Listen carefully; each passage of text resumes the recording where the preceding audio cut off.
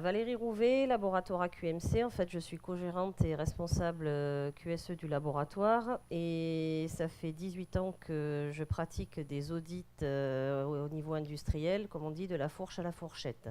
Donc, j'ai eu l'occasion donc, de voir justement un peu toutes les filières depuis l'abattoir en passant par la transformation et jusque justement à la distribution, quel que soit le schéma de distribution. Donc tous mes propos vont être illustrés, si vous voulez, de mon expérience personnelle et pratique de ce que l'on peut voir réellement sur le terrain.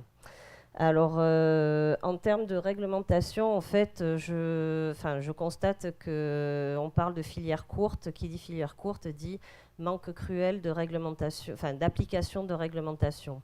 Beaucoup d'artisans, si vous voulez, qui se disent artisans, ou beaucoup de personnes qui se lancent dans le métier de l'alimentaire parce que j'aime cuisiner ou parce que, on m'a dit que je faisais des bons petits plats. Il y a une méconnaissance totale, déjà, de la réglementation, et deux, une méconnaissance aussi totale des process alimentaires. Et là, je rejoindrai Monsieur Tristram par rapport à la maîtrise des différents process. Alors, je vous ai listé un petit peu toutes les réglementations que je constate, qui sont vraiment sous-appliquées par les circuits courts. D'une part, les règles d'étiquetage, où là, on voit vraiment qu'il y a une pénurie totale d'étiquettes sur les produits préemballés, chose qui est obligatoire par la réglementation européenne. Et notamment aussi une méconnaissance des obligations réglementaires lorsque un petit producteur, que ce soit de fromage ou de viande ou autre, veut se lancer dans de la commercialisation en B2B avec ah tiens, j'ai une crèche à côté de chez moi, si je lui vendais mes fromages, ou tiens, si j'ai une maison de retraite, si je lui vendais ma viande. Là aussi, vendre à un particulier, vendre à un professionnel, ce n'est pas du tout la même chose, et il y a des obligations réglementaires totalement différentes. Donc je vais vous lister un petit peu tous ces points-là pour vous montrer à quel point aujourd'hui il y a vraiment un besoin de formation pour toutes ces filières courtes. Alors voilà déjà un premier point. Donc vous parliez de blockchain avec tout à l'heure les informations sur les allergènes. Il faut savoir qu'il y a quand même un règlement européen qui est sorti en 2011 qui impose depuis décembre 2014 à tous les professionnels, quels qu'ils soient, de tenir à disposition la liste des allergènes présents dans tous les produits commercialisés dans son magasin. C'est valable pour les boulangers, les pâtissiers, les épiceries, dans tous les petits commerces. Je vous mets au défi aujourd'hui d'aller dans une boulangerie ou une pâtisserie et de demander la liste des allergènes sur les produits qui sont présentés en vitrine. Donc vous testerez vous-même, vous verrez, vous ferez vos propres statistiques. Clairement, aujourd'hui, il n'y en a pas la moitié qui sont en fait en conformité avec cette réglementation. À l'heure actuelle, seules les grosses chaînes sont en conformité parce que forcément, système qualité central, donc forcément, mise en application beaucoup plus simple. Vous allez chez Quick, chez McDo, vous allez chez Buffalo Grill, vous allez chez Courtepaille, ils ont tous leur liste d'allergènes par rapport aux produits présentés aux consommateurs. Mais par contre, en concernant les petits artisans, là, c'est néant total. Voilà. Donc, vous ferez votre propre expérience de votre côté, je vous y engage. Concernant les produits préemballés, là aussi, nous allons à l'approche de Noël. Donc, vous allez acheter chez votre petit boulanger ou pâtissier du coin votre ballotin de chocolat pour votre famille ou pour faire un joli cadeau. Il s'avère qu'à l'heure actuelle, le règlement INCO impose des règles d'étiquetage complètes. Et là, je vais vous mettre la liste de tout ce qu'on doit trouver sur une étiquette. De produits préemballés. Qui dit produit préemballé, c'est un produit qui est vendu au consommateur dans son emballage déjà fermé. Autrement dit, vous arrivez chez votre chocolatier, vous avez le ballotin de chocolat qui est déjà présenté, fermé, avec son joli petit bol duc autour. C'est du préemballé. Je vous mets là aussi au défi de chercher l'étiquette de la liste des ingrédients sur ces ballotins de chocolat, comme vous pouvez le trouver sur les boîtes de chocolat que vous avez en grande surface, de l'an 20 et autres. Donc à l'heure actuelle, je peux vous l'assurer, j'ai fait un petit test. Là aussi, pas la moitié des boulangers-pâtissiers qui vous vendent les petits gâteaux, les madeleines, les macarons et tout ce qu'on veut en préemballé. Il n'y en a pas la moitié qui respectent également cette réglementation sur le préemballé. Donc ça, c'est encore un gros souci en matière d'application réglementaire par rapport à un semi-industriel qui, lui, par contre, va être beaucoup plus contrôlé, puisque à l'heure actuelle, on sait très bien qu'au niveau artisanal, nous avons un contrôleur pour plus de 3200 ou 3300 établissements en France. Donc les contrôles sont faits une fois tous les 5 à 10 ans. Voilà, donc à l'heure actuelle, on sait que ces réglementations ne sont pas forcément très bien, pas appliquées pour la moitié chez les artisans. D'autre part, également donc, les réglementations spécifiques sur les produits que je vous liste ici.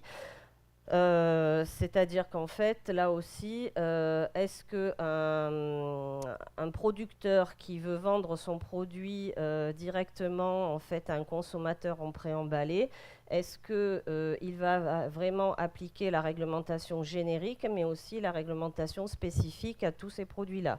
Puisqu'en fait, tous ces produits-là doivent respecter, en plus de la réglementation INCO, des règlements européens et des textes nationaux sur les étiquetages spécifiques au niveau des origines de certains produits. Voilà, donc là aussi, on se retrouve face à vraiment une pénurie d'informations pour les petites filières qui se disent « Mon Dieu, mais si je dois faire tout ça, mais c'est pas la peine, je ne commence pas. » D'autre part, également, en dehors de l'étiquetage, je vous ai parlé de la commercialisation B2B. À l'heure actuelle, je me retrouve face à une problématique, c'est la problématique justement de toutes les restaurations collectives qui cherchent justement à s'approvisionner en circuit court. Sauf que du circuit court, ça veut dire quoi? Ça veut dire que chez qui je dois aller chercher ma viande, chez qui je dois aller chercher mon fromage ou mes poissons, ainsi de suite. Est-ce qu'un restaurant a le droit de s'approvisionner chez le boucher du coin? Est-ce que justement, est-ce qu'une restauration collective a le droit aussi d'aller acheter son fromage à l'épicerie du coin? Ça, ce sont des grandes questions qui sont encadrées d'un point de vue réglementaire aussi. Donc, vous avez quelques problématiques que l'on rencontre aujourd'hui au niveau des filières courtes. C'est le problème de la traçabilité, parce que certains manquent justement d'informations sur les produits qu'ils fabriquent. Donc traçabilité amont, aval, quand on dit à un restaurateur qu'il faut qu'il garde les étiquettes de toutes les matières premières qu'il utilise pendant une période d'au moins 6 mois, voilà, je vous encourage à diffuser l'information. Je peux vous dire que quand vous leur dites ça, c'est tout de suite branle-bas de combat, mais vous ne vous rendez pas compte si je dois découper les étiquettes de tout ce que j'utilise. Enfin voilà, donc là encore, gros problème d'application réglementaire. Également, un professionnel qui vend à d'autres professionnels, il a également une obligation de traçabilité vis-à-vis du client, c'est-à-dire de tout ce qui est gestion de crise.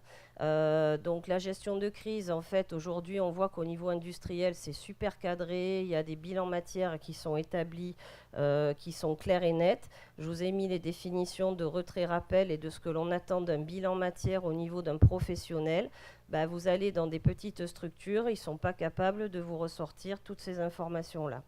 Donc ça aussi, ça peut poser problème quand une filière courte veut vendre tout de suite à un autre professionnel. Voilà. Donc là, on se retrouve aussi avec un défaut réglementaire sur ces applications-là. Alors, je vous ai mis aussi des applications un peu spécifiques sur les denrées animales d'origine animale. Puisque un boucher qui veut vendre sa viande, par exemple, parce que je suis en filière courte, je veux la vendre à l'école qui est à côté de chez moi. Le boucher, pour vendre sa viande en fait à un professionnel, il doit avoir au minima une dispense d'agrément, voire en fonction des volumes qu'il vend au professionnel, un agrément sanitaire. Donc ça, par contre, je peux vous assurer que nombre d'audits que j'ai pu faire en restauration, toutes ces réglementations ne sont pas appliquées. Je vais chez mon boucher, mais par contre, je n'ai aucun document concernant ni la dérogation, ni l'agrément sanitaire. Autrement dit, l'un comme l'autre sont en fraude, aussi bien, dont vous parliez de responsabilité, c'est-à-dire que, le boucher est en fraude parce qu'il ne respecte pas la réglementation concernant la commercialisation de ses produits, et deux, la restauration collective qui achète ses produits chez le boucher est aussi en fraude, puisqu'elle aussi ne s'est pas assurée des garanties de son fournisseur concernant ses obligations pour vendre à un professionnel. Voilà. Donc là, on a vraiment là également un gros défaut de connaissance à ce niveau-là, surtout pour les aspects denrées animales et d'origine animale. Vous parliez d'HACCP tout à l'heure. Un circuit court qui veut vendre à un professionnel, forcément, ça veut dire qu'il doit avoir un minimum, un plan de maîtrise sanitaire complet, des autocontrôles, notamment contrôle de température de stockage, contrôle de température de livraison. Comment est-ce que je livre? Tout à l'heure, j'entendais la livraison de fruits et légumes avec de la viande et avec des produits laitiers. Quel bon goût, je ne sais pas si la personne est toujours là, mais le monsieur de Quel bon goût, avez-vous des camions réfrigérés? Avez-vous des containers réfrigérés, des containers avec des caisses, des plaques tectiques?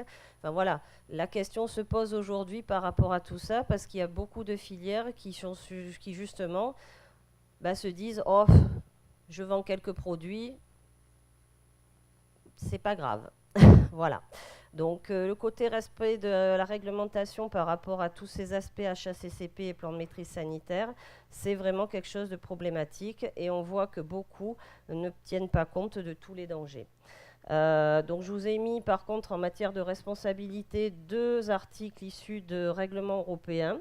Règlement européen 852-2004 qui dit: la responsabilité en matière de sécurité alimentaire incombe à l'exploitant du secteur alimentaire. L'exploitant, c'est celui qui commercialise le produit, celui qui le fabrique.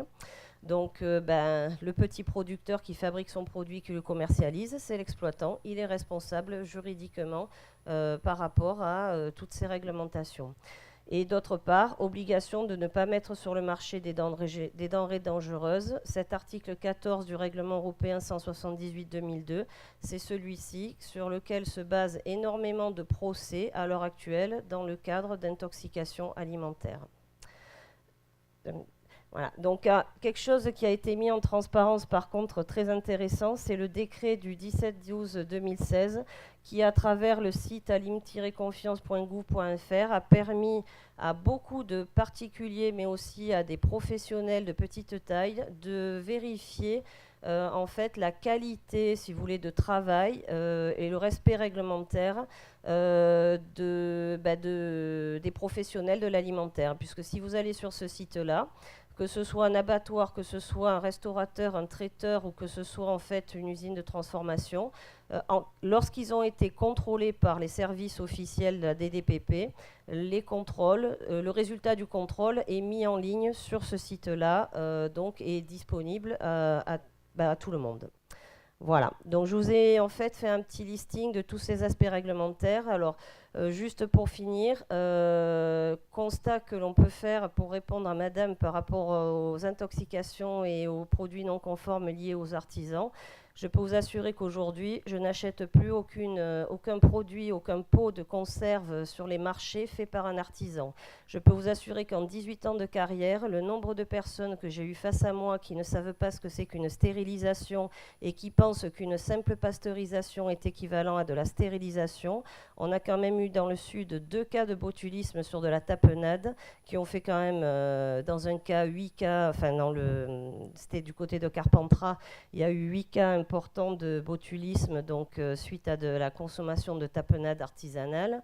Moi, clairement, aujourd'hui, je vous l'assure, je n'achète plus aucun produit artisanal, surtout quand on me parle de stérilisation. Ça, c'est clair et net, puisque j'entends trop souvent des gens qui confondent stérilisation et pasteurisation. Or, je pense qu'en termes de germes sporulés, le risque n'est pas le même.